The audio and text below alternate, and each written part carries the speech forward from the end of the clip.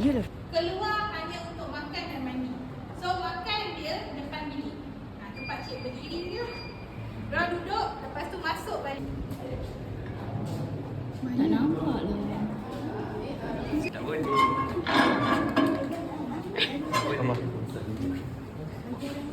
Muka-muka budak lempit kena tangkap.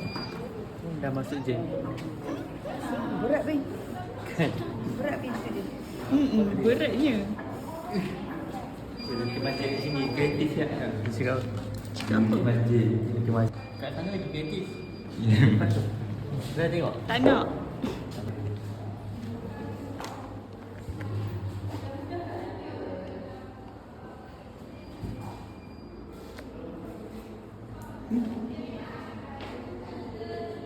Sabun.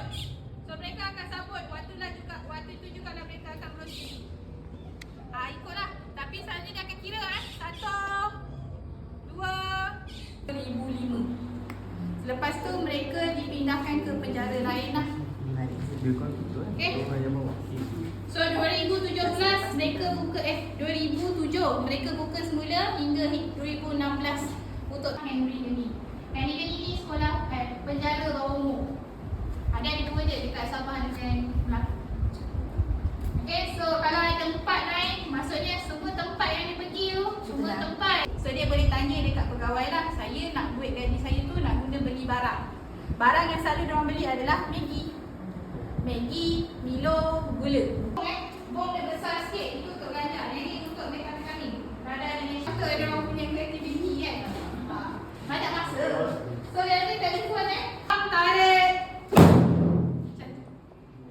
Kalau badan dia kecil, yang tukang sebat dia kecil, dia akan jump sikit.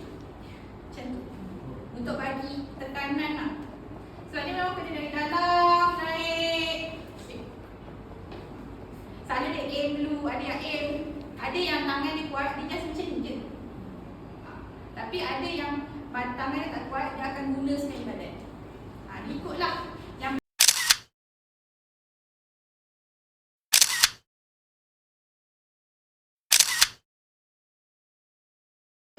Ibu. Dia jangan untuk orang-orang yang mana ni saya rumput ke apa tu buat semua tu. Tariklah hari mungkin coklat lagi. Tarik hari. Tarik lagi. Pakai dua tangan saya ingat nanti. Kena tangan dia.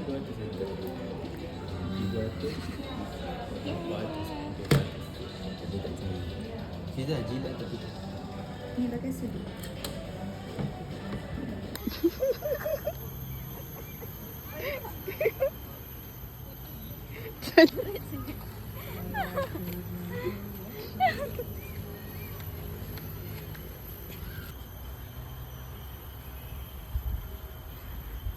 Cuba ibu patah balik. Mana?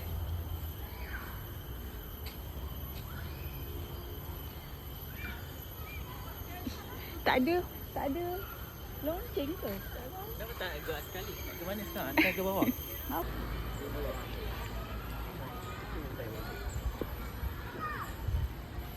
Dengan atas bahu tak?